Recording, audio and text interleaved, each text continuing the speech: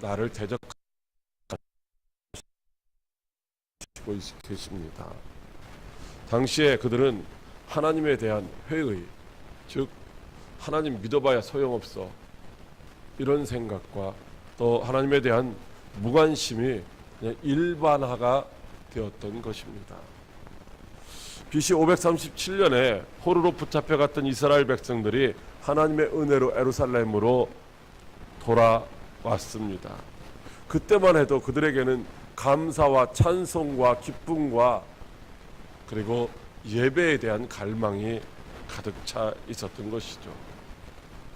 그래서 그들이 돌아오자마자 성전부터 이제 다시금 재건하기 시작을 했습니다.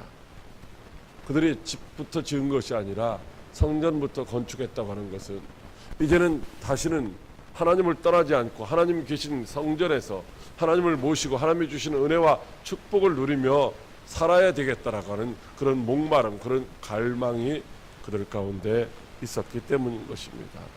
그러나 그럼에도 불구하고 주변 나라들의 반대와 박해와 핍박으로 말미암아 성전을 건축하기 시작했지만은 자그마치 18년 동안이나 이제 성전 건축이 지체되고 있었습니다. 그때 하나님께서는 학개 선지자를 통하여 이렇게 말씀하십니다. 너희가 애굽에서 나올 때에 내가 너희와 언약한 말과 나의 영이 계속하여 너희 가운데 머물러 있나니 너희는 두려워하지 말지어다. 만군의 여호와가 이같이 말하노라. 조금 있으면 내가 하늘과 땅과 바다와 육지를 진동시킬 것이며 또한 모든 나라를 진동시킬 것이며 모든 나라의 보배가 이르리니 내가 이 성전에 영광이 충만하게 하리라. 만군의 여호와의 말이니라. 아멘. 그러면서 덧붙여 하신 말씀이 하나님께서 금도 내 것이고 은도 내 것이다. 내가 너에게 그런 것들을 얻을 만한 능력을 주신다라고 그렇게 약속을 해주셨습니다. 그래서 이 말씀을 들은 이스라엘 백성들은 힘을 얻고 용기를 얻어서 이제 4년 6개월 만에 성전을 다시금 완공하게 되었습니다. 그리고 성전에 모여서 제사하며 찬송하며 하나님 앞에 기도하며 하나님께서 과거와 같이 다윗 시대와 같이 솔로몬 시대와 같이 이제 하나님의 영광을 가득하게 채워주실 것을 기대하며 기다렸던 것입니다.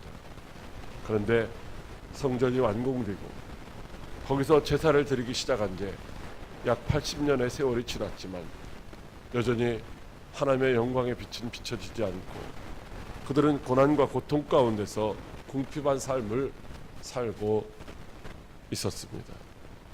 다윗과 같은 메시아가 나타나서 세상을 정복하고 그들에게 평화와 풍요의 안식을 허락해 주기를 기대했지만 그러나 여전히 다른 나라의 지배를 당하는 고통이 지속되고 있었습니다.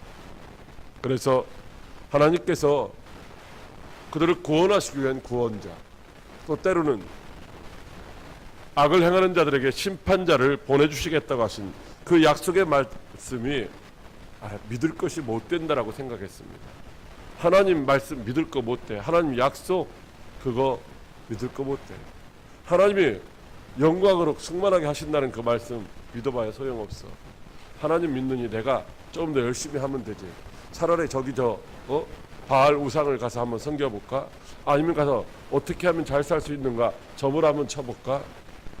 사람들이 그렇게 하나님의 약속의 말씀을 깨트리고 하나님을 무시하고 멸시하며 악을 행하는 삶을 살았다고 하는 것입니다. 한 번만 그런 것이 아니라 지속적으로 반복적으로 악을 행하면서 스스로가 옳다라고 생각을 했습니다. 회개할 기회도 잃어버리고 양심의 가책도 없이 죄를 범하며 살았습니다. 사랑하는 광역교회 성도 여러분, 혹시 지금 저와 여러분 중에는 악을 심판하고 믿는 자들을 영생으로 인도하시기 위하여 다시 오시겠다고 약속하신 그 주님의 말씀을 믿고 언제가 될지는 모르지만 다시 오실 주님을 맞이할 준비를 철저하게 하고 있으신지요? 아니면은 말라기 선지자 당시처럼 하나님 믿어봐야 소용없어. 하나님 아무리 열심히 믿어도 내가 원하는 것 이루어지지 않고, 나는 때로는 병도 들고 사업도 실패하고 가정에 문제가 생기기도 하고, 하나님 믿어봐도 소용없어 라며 하나님 약속 잊어버리고 하나님 무시하고 세상에 매여서 자기가 생각하는 대로 살아가고 있지는 않으신지요. 이스라엘 백성들이 악을 행하고 있었지만 그럼에도 불구하고 하나님은 그들에 대한 사랑에 빠져서 그들에 대한 미련을 버리지 못하고 그들에게 할 수만 있으면 지금이라도 돌아오라고 말씀하시고 있는 것입니다. 그들이 지금이라도 돌아오기만 하면 내가 너희를 고치고 내가 너에게 약속한 구원자를 지금이라도 보내주겠다라고 말씀을 하시고 있는 것입니다.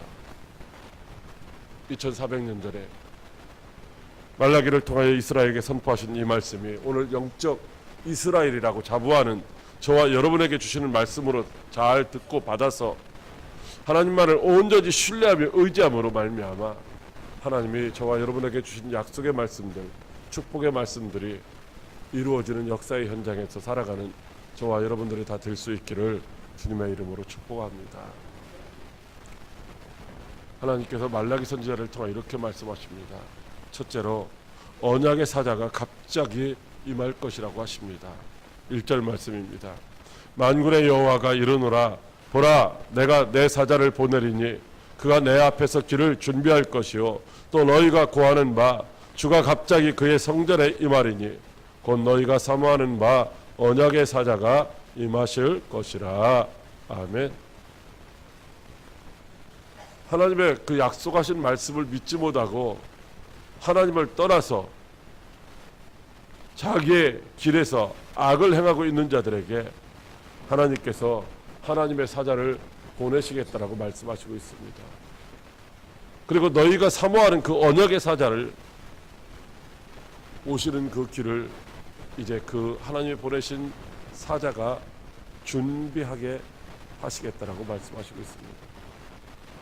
그리고 준비가 되면은 예상치 못했던 어느 날 갑자기 주의 사자가 성전에 서 있는 것을 너희가 보게 될 것이다 라고 말씀하시고 있습니다. 그럼에도 불구하고 이스라엘 백성들은 말라기 선지자를 통하여 주신 이 경고의 말씀을 아무도 믿거나 마음에 담아두지를 않았습니다. 여전히 자기들이 원하는 삶을 살고 있었던 것이죠. 육신의 안목과 정욕을 따라 제약된 길로 행하고 있었습니다. 약속된 말씀을 믿고 오실 구세주를 기다리며 준비하고 있는 사람들이 아무도 없었다는 것입니다. 그러나 약속에 신실하신 하나님은 언약의 때가 되자 바로 세례 요한을 하나님의 사자로 보내셔서 요단강에서 세례의 회개의 세례를 이제 외치게 하심으로 말미암아 오실 주님의 그 길을 준비하게 하셨습니다. 그리고 사람들이 전혀 생각하지도 준비하지도 못했던 어느 날 갑자기 주님이 성전에 나타나셨습니다. 그러나 그들은 언약의 사자로 오시는 그 주님을 맞이할 준비를 아무도 못하고 있었습니다. 그 결과 예수님은 그들을 향하여 독사의 자식이라고 책망을 하셨고, 내 집은 만민이 기도하는 집이거늘 너희가 강도의 구례를 만들었다면서 성전에서 장사하는 자들을 다 내쫓아 버리셨습니다. 그들은 하나님의 약속을 믿지 않았기 때문에 오실 주님을 맞이할 준비를 못하고 있었던 것입니다. 그 결과 이제 하나님을 만나는 그 성전에서 하나님과 교제하는 생명을 누리는 그 성전에서 쫓겨나게 되었던 것입니다. 예수님을 그리스도로 영접하기만 하면 구원을 받는데도 불구하고 강팍하고 완악한 마음으로 말미암아 이제 예수님을 영접할 수가 없었던 것입니다. 예수님을 만나지 못하고 쫓겨난 사람들의 삶의 마지막이 무엇이겠습니까? 사랑하는 과학교회 성도 여러분, 베드로서 3장 7절로 10절 말씀해 보면 주께는 하루가 1000년 같고 1000년이 하루 같다는 이 한 가지를 잊지 말라 이렇게 말씀하시고 있습니다. 주의 약속은 어떤 이들의 더디다고 생각하는 것 같이 더딘 것이 아니라 이는 주께서 너희에 대하여 오래 참으사 아무도 멸망하지 않냐고 다 회개하기를 이르기를 원하시기 때문이다 라고 하는 것입니다. 그러면서 주님이 어느 날 도적같이 오리라고 말씀하시고 있습니다. 준비하지 못한 자에게는 도적같이 임하신다는 것이죠. 그러나 뭐예요? 준비하고 있는 자에는 어떻게 해요? 손님처럼 오시는 거예요. 오시는 주님을 손님으로 맞이할 수 있는 여러분들 다 되시기를 주님의 이름으로 축복합니다. 이스라엘은 하나님의 언약을 믿지 아니하였지만 하나님은 약속대로 오셨습니다. 그리고 마지막 날에 세상을 심판하실 심판주로 다시 오신다라고 약속해 주셨습니다. 그날에는 믿는 자들은 영생에, 그러나 믿지 않는 자들은 영벌에 들어가리라고 하십니다. 주님의 약속은 우리가 믿고 안 믿고의 문제가 아니라 믿든지 안 믿든지 주님의 약속은 반드시 그대로 이루어지는 줄로 믿으시기 바랍니다. 초림을 약속하셨던 것처럼 이제 주님이 오셨는데 이제 재림을 약속하신 것처럼 반드시 주님이 다시 오실 줄 믿으시기 바랍니다. 그러므로 오늘 저와 여러분들은 주님이 임하실 거룩한 성전으로 항상 준비되어 있어야 한다는 것이죠. 이미 주님이 저와 여러분을 성전 삼고 임하셨다고 한다면 이제 감사하며 내주하시는 그분의 음성에 귀를 기울이고 그분의 말씀에 순종하여 주님을 기쁘시게 하는 삶을 사시는 저와 여러분들이 되시기를 주님의 이름으로 축복합니다. 둘째로 언약의 사자가 심판하러 임하실 것이라고 하십니다. 5절 말씀입니다. 내가 심판하러 너희에게 임할 것이라 점치는 자에게와 간음하는 자에게와 거짓 맹세하는 자에게와 품꾼의 싹에 대하여 억울하게 하며 과부와 고아를 압제하며 나그네를 억울하게 하며 나를 경외하지 아니하는 자들에게 속히 증언하리라. 만군의 여호와가 말하였느니라. 아멘. 하나님은 이스라엘 백성들에게 구원자, 즉 메시아를 약속해 주셨습니다. 그래서 이스라엘 백성들은 자기들이 이방인의 박해와 가난과 질병 이런 모든 고통에서 이제 구원자가 나타나셔서 자기들을 구원해 주실 것을 기대하고 있었던 것이죠. 그런데 오늘 말씀해 보면 하나님은 그들에게 구원자를 보내시는 것이 아니라 심판자를 보내시겠다라고 말씀하시고 있는 것입니다. 왜 그럴까요? 그것은 그들이 약속의 말씀을 붙들고 핍박과 환난 중에도 믿음을 지켰다라면 하나님은 당연히 구원자를 보내셨을 것입니다. 그러나 그들이 하나님의 약속의 말씀을 깨트리고 육체의 소욕을 쫓아 악을 행하였기 때문에 하나님의 그 약속을 어긴 그 죄를 심판하기 위하여 심판자를 보내신다라고 말씀하시고 있는 것입니다. 하나님은 죄와 사망의 종로를 하던 자리에서 그들을 구원하여 약속의 땅으로 인도하셨지만 그러면서 주신 말씀은 하나님이 주시는 그 말씀을 믿고 순종하는 자들에게 영원히 복을 주지만 그리고 참된 안식과 평강을 주지만 그러나 그 말씀을 불신하며 불순종하는 자들에게는 반드시 저주가 임할 것이라고 말씀하셨습니다. 그런데 그들이 하나님의 언약을 깨트려 버리고 축복의 자리를 떠나 저주의 자리로 나아갔기 때문인 것입니다. 하나님을 믿고 그 약속을 신뢰하며 살지 않고 죄의 길로 달려가기를 바삐 했던 것입니다. 육신의 생각을 따라 악을 행하며 각기 멸망의 길로 달려갔습니다. 여러분, 그리스도는 분명히 믿는 자들에게는 구원자로 오시는 줄로 믿으시기 바랍니다. 그러나 지금도 믿지 않는 자들에게는 심판자로 오실 것입니다.